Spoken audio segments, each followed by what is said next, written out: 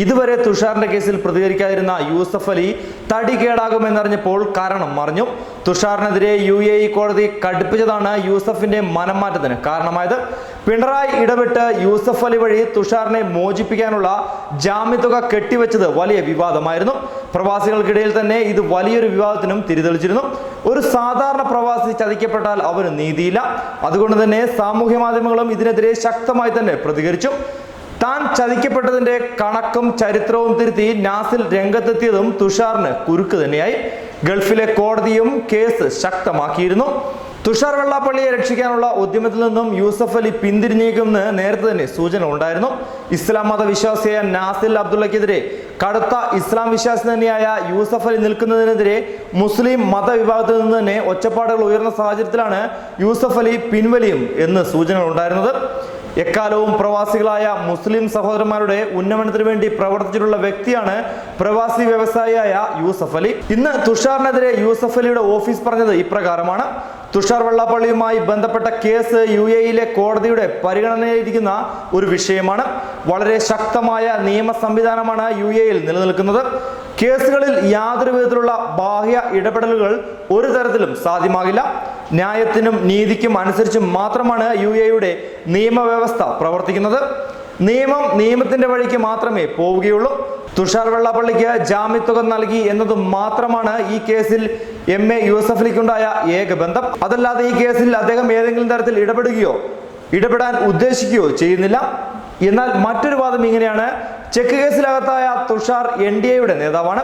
അദ്ദേഹം ഒരു ഇസ്ലാം മതവിശ്വാസിയെ ദ്രോഹിക്കുകയാണ് ചെയ്തത്. അയാൾ ഇതിന്റെ പേരിൽ ജയിലിൽ കിടക്കേണ്ട സാഹചര്യവും ഉണ്ടായി. എന്നിട്ടും മുസ്ലിം സഹോദരങ്ങളുടെ തോഴനായ യൂസഫ് അലി അവർക്കെതിരെ നിൽക്കുന്നതിൽ സമുദായത്തിനുള്ളിൽ നിന്ന് തന്നെ അമർഷം പുകഞ്ഞിരുന്നു. തുഷാറിന് ഒരു അബദ്ധം പറ്റിയതാണെങ്കിൽ ക്ഷമിക്കാമായിരുന്നു. ഇതും സമുദായക്കാർ തന്നെ പറയുന്നതാണ്. എന്നാൽ സംഭവിച്ചത് മറ്റൊന്നാണ്. നാസിലുമായി ഉണ്ടാക്കിയ കരാറിൽ ഭൂരിഭാഗം കൊടുത്തു എന്ന തുഷാറിന്റെ പ്രഖ്യാപനം വിശ്വാസവഞ്ചന തന്നെയാണ്. ഇതിന്റെ എല്ലാ രേഖകളും തന്റെ കയ്യിലുണ്ടെന്ന് തുഷാർ പറയുന്നു. പിന്നെ എന്തിനാണ് നാസിൽ ജയിലിൽ കിടന്നതെന്നാണ് ഒരു ഭാഗത്തിന്റെ ചോദ്യം. മധ്യസ്ഥ ശ്രമങ്ങൾ തുടരുന്നുണ്ടെന്ന് നാസിലും പറഞ്ഞു. മധ്യസ്ഥ ശ്രമങ്ങൾക്ക് യൂസഫ് അലിയാണ് ചുക്കാൻ പിടിച്ചിരുന്നത്. നാസിലിന് അപകടം സംഭവിക്കുന്ന ഒന്നും നടത്തരുതെന്ന കർശന നിർദ്ദേശം യൂസഫ് അലിക്ക് ലഭിച്ചു കഴിഞ്ഞു. പിണറായി ഇടപെട്ടത് കൊണ്ടാണ് യൂസഫ് അലി തുഷാറിന് വേണ്ടി ഇടപെട്ടത്. എന്നാൽ അത് യൂസഫ് അലിക്ക് തന്നെ ഒരു വിനയായി. സ്വന്തം സമുദായം തനിക്ക് എതിരാകുമെന്ന അവസ്ഥയിലാണ് യൂസഫ് അലി ഇങ്ങനെയൊക്കെ പറയാൻ പ്രേരിപ്പിച്ചതെന്നാണ് ചില വാദം. ചില ഉന്നത ഇസ്ലാം പണ്ഡിതർ യൂസഫ് അലിക്ക് ആവശ്യമായ ഉപദേശങ്ങൾ നൽകുന്നുണ്ടെന്നാണ് അറിയാൻ കഴിഞ്ഞത്. അതേസമയം വണ്ടിച്ചെക്ക് കേസിൽ തുഷാർ വെള്ളാപ്പള്ളിക്ക് വൻ തിരിച്ചടി നേരിട്ടുകൊണ്ടിരിക്കുകയാണ്.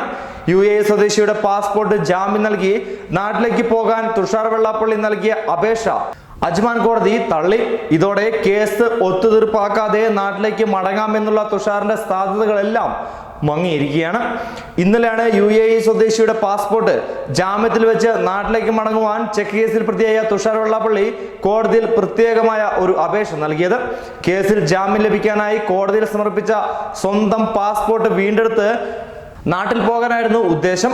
സ്വദേശി പൗരന്റെ പാസ്പോർട്ട് ജാമ്യമായി സ്വീകരിക്കണോ വേണ്ടയോ എന്നത് പബ്ലിക് പ്രോസിക്യൂട്ടറുടെ വിവേചന അധികാരത്തിൽപ്പെട്ടതാണ്.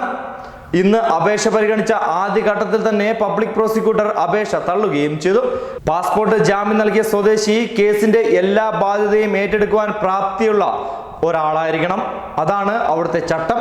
എന്നാൽ ജാമ്യം നിന്ന സ്വദേശിയുടെ പ്രാപ്തി ബോധ്യപ്പെടുത്തുവാൻ പ്രതിഭാഗത്തിന് കഴിഞ്ഞില്ല എന്നുള്ളതാണ് സൂചനകൾ.